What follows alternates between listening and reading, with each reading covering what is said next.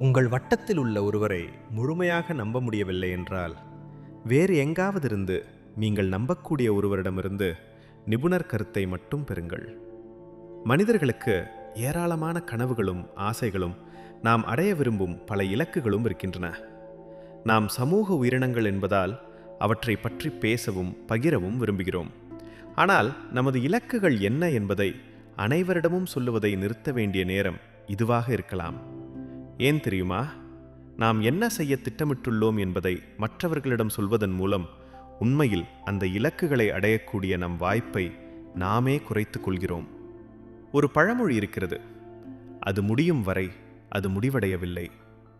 செயல்முறை முழுமையாக முடியும் வரை விளைவு எப்போதும் நிச்சயமற்றதே. ஒரு ஆட்டத்தில் முடிவதற்கு சில வினாடிகள் மட்டுமே இருக்கும் நிலையில் கூட எதிர்பாராத திருப்பம் நடக்கலாம். அதனால்தான் அது முடியும் வரை அது முடிவடையவில்லை. நாம் இன்னும் வெல்ல முடியும். எதிர்மறை ஆற்றல் உன் இலக்குகளை தூக்கி எறிந்துவிடும். நாம் நம் கருத்துகளையும் கனவுகளையும் நண்பர்களுடன் பகிர்ந்து கொள்ளும் போது கூட மிகுந்த கவனத்துடன் இருக்க வேண்டும். குடும்ப உறுப்பினர்களிடம் கூட. சிலர் உன்னை நேசிப்பது போல் தோன்றலாம், ஆனால் உள்ளுக்குள் உன் வளர்ச்சியை அவர்கள் விரும்பாமல் இருக்கலாம். அந்த எதிர்மறை எண்ணங்களே உன் சாதனைகளை பாதிக்கக்கூடிய ஒரு ஆற்றலாக மாறலாம். நான் தனிப்பட்ட முறையில் உணர்ந்தது என்னவென்றால், ஒரு யோசனையை நான் யாரிடமாவது பகிர்ந்து கொள்ளும் போதெல்லாம் அதை நிறைவேற்றுவது எனக்கு சற்று கடினமாகிறது.